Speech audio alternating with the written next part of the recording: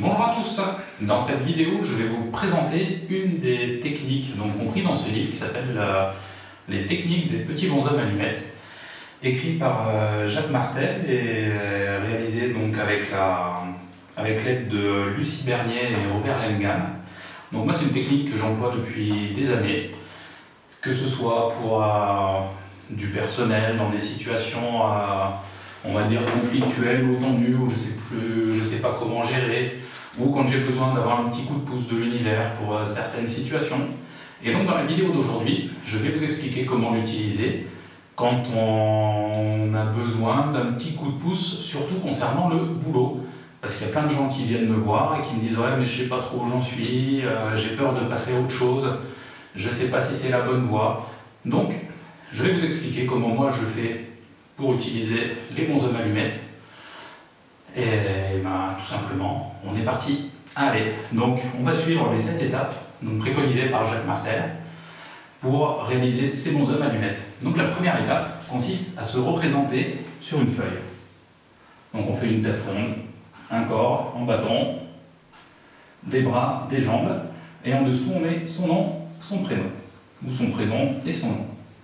Donc ça c'est la première étape indispensable. On se représente sur la gauche de la feuille. La deuxième étape, je dessine donc soit l'autre personne, mais là en l'occurrence aujourd'hui ce sera une situation.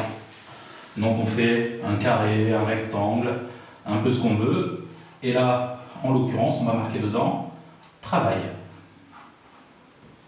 Voilà. Donc une fois qu'on a réalisé cette deuxième étape, on va faire ce qu'on appelle on va se mettre dans une bulle de lumière. Donc une bulle de lumière, c'est-à-dire on fait un ovale autour de soi, et une fois qu'on a fait cet ovale, donc on va faire des traits pour représenter le soleil, pour se dire je suis dans la lumière, et surtout à chaque trait on va se dire je veux le meilleur pour moi, je veux le meilleur pour moi, je veux le meilleur pour moi, je veux le meilleur pour moi. Alors après on peut faire plein de petits traits tout autour, on peut en faire juste comme ça. Le tout c'est vraiment de mettre l'émotion dans ce qu'on fait et l'intention de vraiment vouloir le meilleur et demander le meilleur. Une fois qu'on l'a fait pour nous, on va faire la même chose pour la situation. Voilà, donc on a notre quatrième étape, on dessine notre cercle et là on se dit je mets de la lumière sur la situation. Je mets de la lumière sur la situation. Je mets de la lumière sur la situation.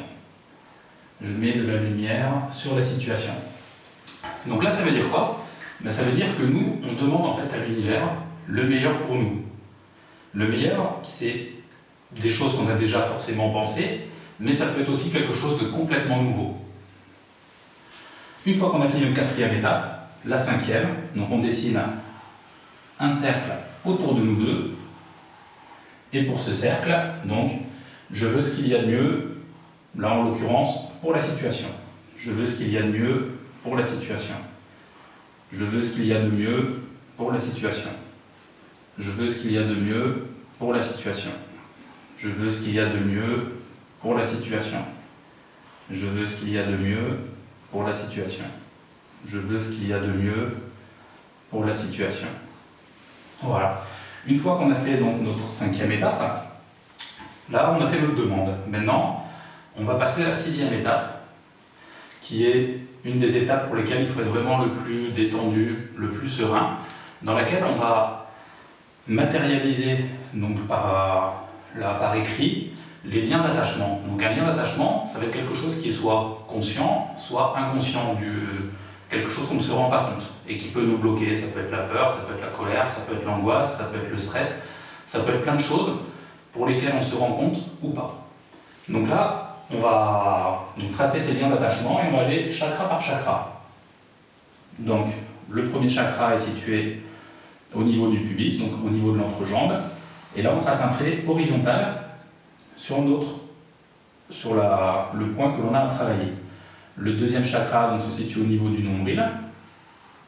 Le troisième chakra, le chakra solaire, un peu au-dessus du nombril. Le chakra du cœur entre les bras. Le chakra de la gorge. Ensuite le chakra du troisième œil entre les deux yeux. Et ensuite le chakra couronne donc, qui est au-dessus de la tête. Donc on fait bien attention quand on trace ses chakras, si on n'a pas trop l'habitude, même si on a l'habitude, ça peut arriver d'en oublier certains quand il y a vraiment un point qu'on n'a pas envie de voir.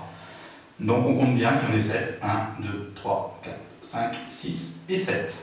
Voilà, donc une fois qu'on a fait nos lignes d'attachement, oui, je ne vous ai pas précisé, j'espère que vous aurez lu la vidéo une première fois, donc pensez à vos lumières de ciseaux, c'est quand même pas mal pour couper ces liens. Donc, on prend notre feuille et on coupe, donc on va couper ces liens d'attachement. Donc soit on peut le déchirer, ou sinon on prend un ciseau, et pendant qu'on coupe, on se répète, je coupe les liens d'attachement pour ne créer que des liens d'amour inconditionnels. Je coupe les liens d'attachement pour ne créer que des liens d'amour inconditionnels. Voilà. Et là, une fois qu'on a fait ça, virtuellement, on s'est coupé donc de ces liens d'attachement qui nous lient aux questions qu'on se pose sur le boulot. Et maintenant, il n'y a plus qu'à être ouvert aux publicités radio 4x3, aux messages, aux amis qui vont dire bah, tiens, là, j'ai fait un atelier d'initiation au pendule, j'ai vu quelqu'un qui fait du Reiki. Après, les signes, c'est ça. Ça va être maintenant d'être ouvert à tous les possibles et qui seront bons pour nous, et faire confiance à l'univers parce que lui sait ce qui est le mieux pour nous et nous apportera la réponse à notre question. A très bientôt pour une prochaine vidéo.